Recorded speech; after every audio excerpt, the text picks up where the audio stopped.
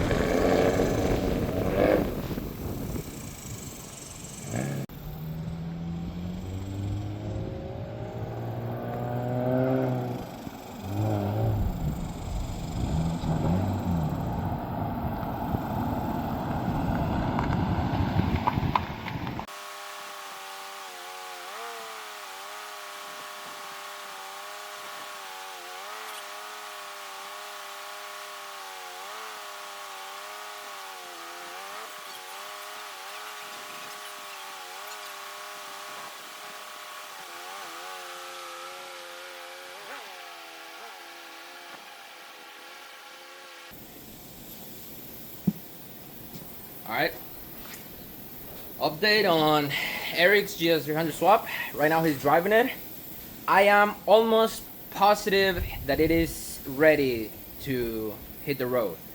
I just need to put the motor mount bolts.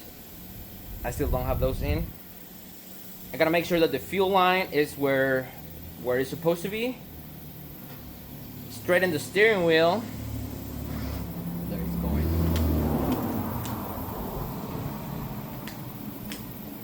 We're gonna straighten the steering wheel.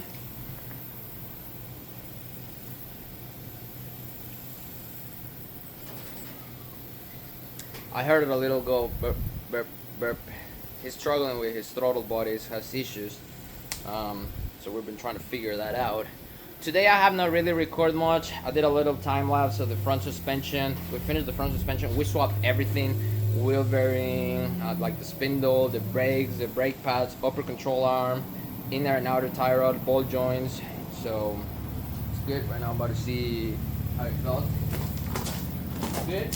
I heard a little A little bit, yeah. that's probably still the whole body, right? Oh no, it's still amazing.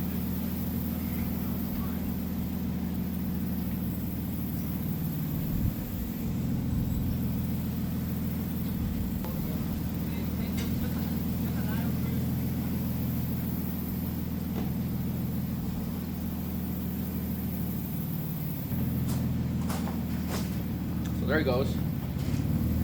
Currently driving fine. Throttle body still a little. Just whenever he's idling, like if he's cruising and he lets off the gas and the car goes into idle, but it's still moving. Like the RPM kind of jumps a little bit, and you can feel it and you can hear it a little bit. But he said that the AC is blowing cold. The car's not overheating because on the first lap it started to overheat a little bit. It had just a lot of air in the cooling system. It took us right now a little bit of time to get the AC going. The ambient temperature sensor, I had to fix it, and 2 wires were broken, so I had to get that fixed. The AC pressure sensor, one of the lines was one of the wires was broken. Also for the fuel pump, I have to splice the connector as well. So yeah, it's been a lot of stuff. If this shell that we bought, if it was never drifted, manual swap, and like that, I think that what we did would have been much easier, because I pictured this swap kind of like when I did the swap in my GS. And when I did the swap in my GS, literally on the same day that I started it, that same day I was driving my GS already down on the road. And the next day I finished putting the other car together. So that's the way that I initially thought of this. But it was a lot more because the car was missing so many things. The exhaust, the shifter, and the drive shaft. That was a lot of stuff.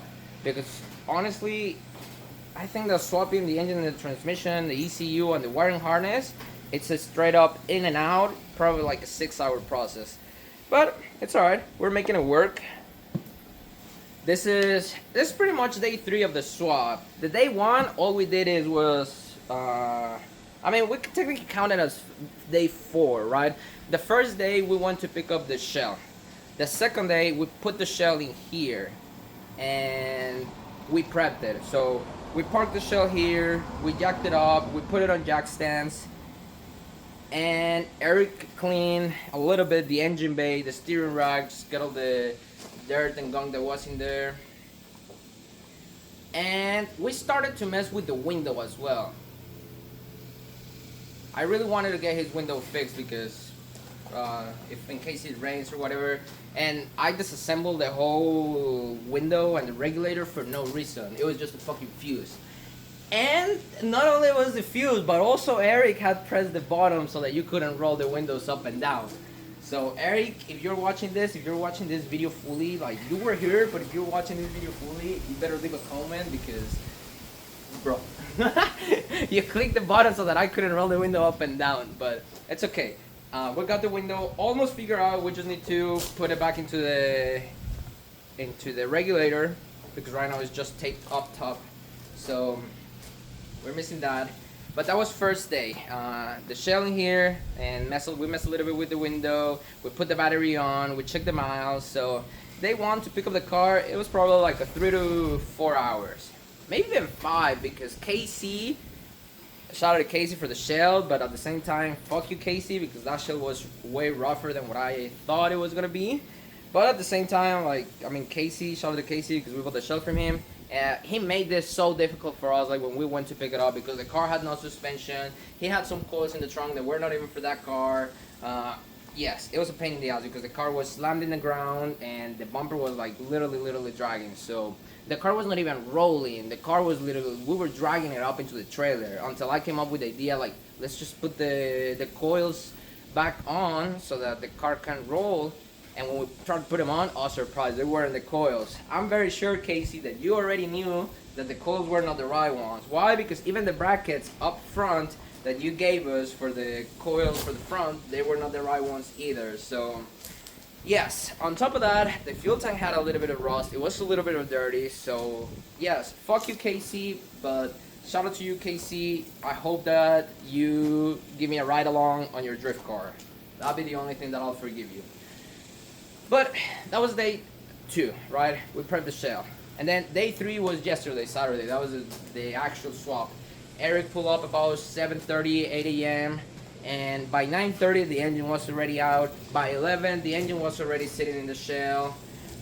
But until like 5 p.m., that's when we first tried to start it. And it was almost ready to drive. Like at that point, we really only needed the front coils, the wheels, and we would have been able to drive it. But I was not taking into account that the key was not gonna work with the ECU. So we also had to swap the steering column from one car to the other, and that way we made it start. So that was yesterday. That was all we did. And then today we did the whole front suspension. And right now we just finished fixing up the AC and the throttle body. So, yup. Let's see what else we need to do to it. Alright, so it's still Saturday. It's day 1 of the swap. So, yes, this took us probably a whole day more. I think that I kind of already explained yesterday what happened. Today, the only last things that we did, it was finish putting the front end together, headlights, the hood, the bumper, all that stuff.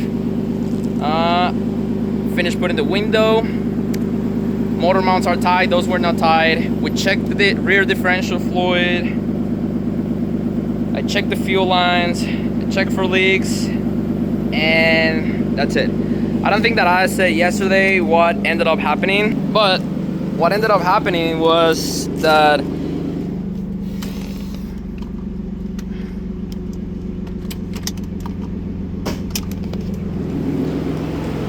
we were having throttle body issues. So the throttle body originally was not working. We tried just swapping the idle and it didn't work. So here we have, this is supposed to be a new one and working one. And this is another throttle body from the junkyard that Eric picked up with that sensor. None of them work. The car was still giving us issues. The car was still randomly dying. Whenever we would give it gas and then we would let go of the gas, the car would idle down and it would die. I struggled to find the issue because I was really not having any codes, and previously we had the idle sensor codes. The only codes that I was having were link codes, and I actually should have just trusted my instinct that was the link code, but we had link codes before.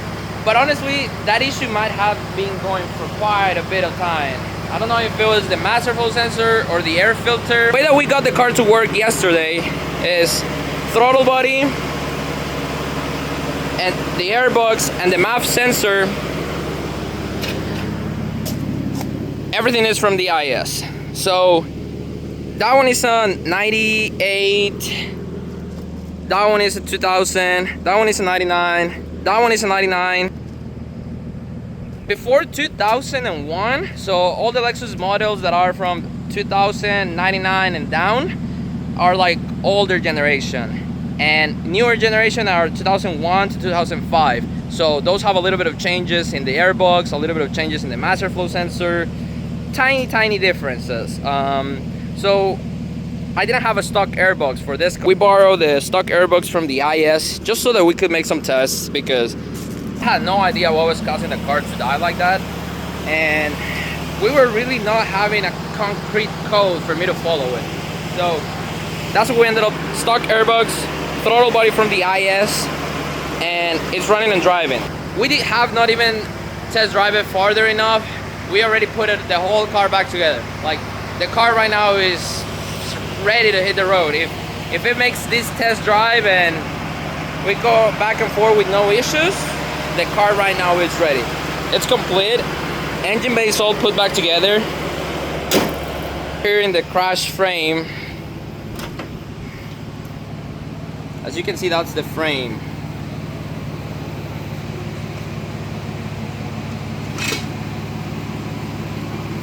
So if you really look at it, it is pushed in quite a lot. I am not sure if it was enough to move the strut tower to this side, but it looked like it did mess a little bit with the geometry of the suspension. The fender was not lining up good, the headlight was not lining up good. Of course, all this is crushed up, like all this should be sticking out probably like all the way down to this side. So yeah, that was the main issue why we replaced it. And on top of that, we have basically a new windshield, so we save up the money from the windshield. We have a full black interior. We have basically a full car for parts. Like this one right here still has doors, still has a trunk, still has some interior parts that are for sale. So still gonna make some money back, especially because half of this interior was already black. That makes it good. And now we also have a lot of spare parts for the new one. So yep, now for this one, all we need to do is finish putting the front suspension together, which it's almost done. Like, we don't need much because it doesn't even need to drive. Like, it just needs to be there. The rear is ready. We need to put the braces, the brackets, so that we can tow it out and lower this down. And other than that, we just need to pick up, finish the successful test drive. We have a little bit of a mess.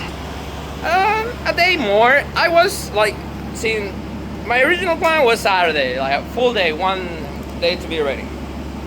Once I saw how much was missing, I was like, there's no way. We're gonna need Sunday for sure. And it would have been ready yesterday if it wasn't for the alternator that took a shit. If the alternator didn't take a shit, we would have been able to figure out the throttle body issue and test drive it and have it ready. Not complete, but I'm sure that Eric would have been able to drive it yesterday, even with no hood, with no bumper, but at least for an actual test drive. But the alternator took a shit, so we had to stop. We had to get a new alternator, lifetime warranty from AutoZone. So now it's the actual test drive. We're gonna go to the junkyard. We're gonna go get some food. We're gonna smoke some. So see you at the junkyard.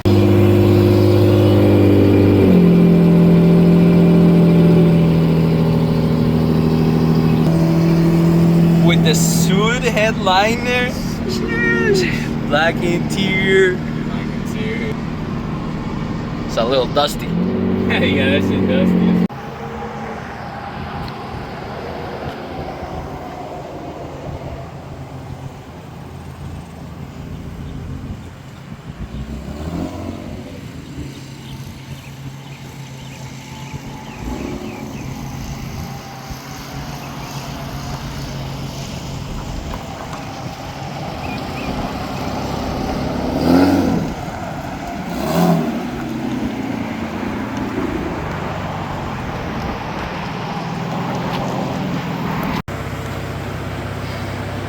Alright, so we went to the junkyard and I didn't record anything else after at the junkyard because as we were pulling up, the battery light started flashing. So I got kind of worried. I totally forgot about recording because we were out in that GS and I had tools, but we didn't have another alternator, so I totally forgot. But we went to the junkyard, we found 2 GSs, we found the parts that we needed, but they were taxing a lot and we really don't need the parts that much, especially because we can go get them somewhere else and cheaper. So we didn't get anything, but we found 2 GSs. After that, we went to AutoZone. So we had on Sunday, yesterday, we went to get a new alternator because we had the battery light on.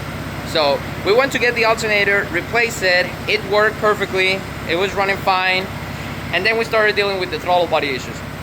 We got done with the throttle body issues, we called it a night, that was it. And then today on the test drive, the alternator again.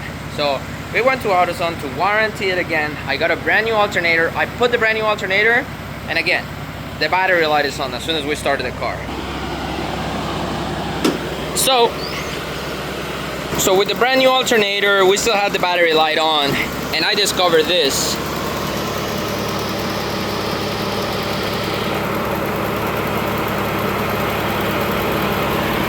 So that's the wire that comes from the alternator into the fuse box.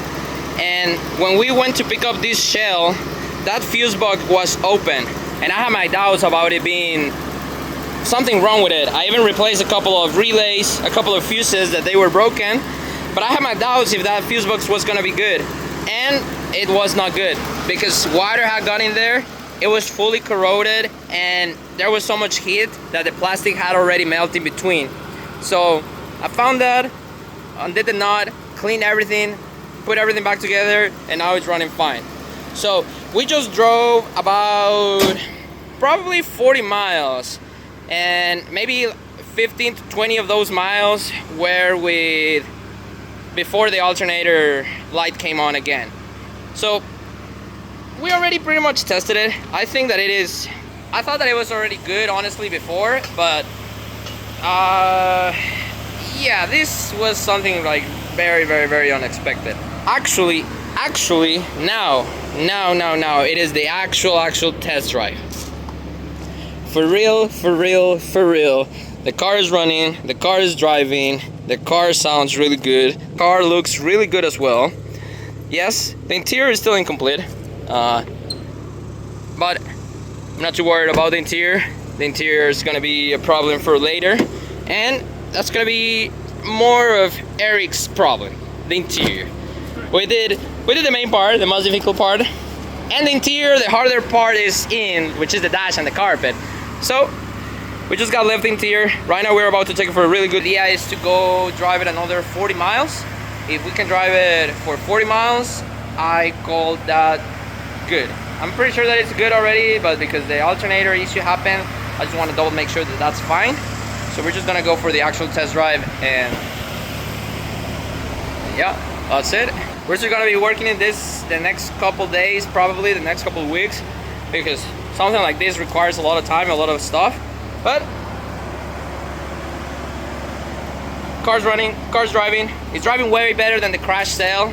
It's driving way better than the crash shell, and it low-key looks better. It low-key looks kind of better. So let's get.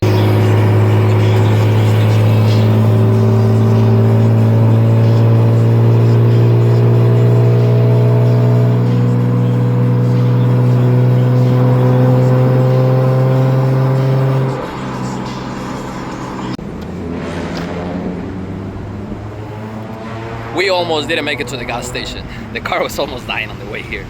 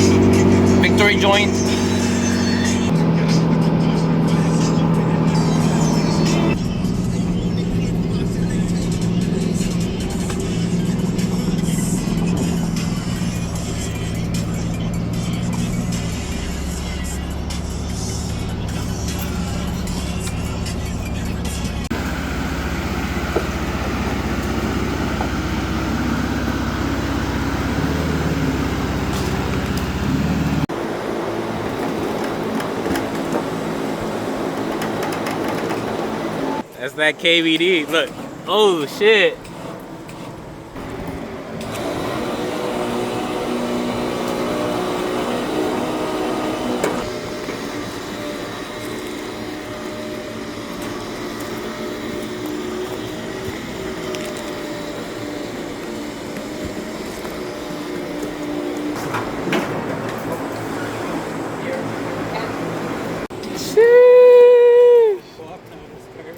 Man, look at that. Yeah. That's what you call getting your money's worth right there.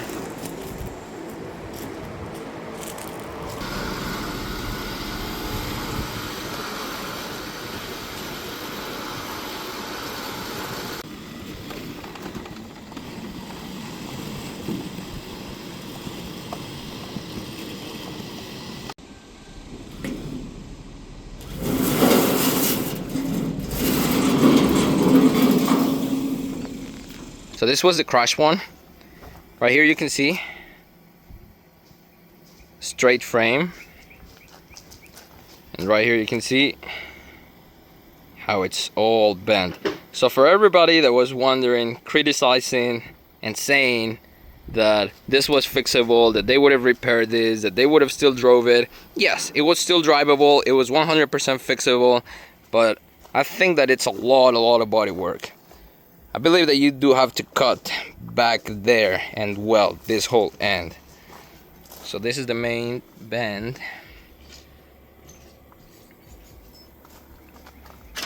but it also got all the way down here, like right here, and then it's even bubbled out. Why? Because the crash was exactly on this side right there. So on top of everything, we got a good windshield, we got a good sunroof, working sunroof, a clean shell, and a full black interior. And this shell has already made over $1,000, and the other shell costed $900. So there's where the question goes: would you take your old car to a body shop to get it fixed, or would you just rather buy a clean shell, swap everything, you have spare parts, and you can even make money out of it? I think that is really worth. Yes, if you work in a body shop, if you do body work, you might think that it's easier to fix it, but like I said in the other video, I don't know about body work and welding, but I know very well how to swap everything to a clean one. So that's what we did. That was the offer. Now we got a really clean GS. Jeez, got the sticker. It looks really good, it drives really good, everything has been really good.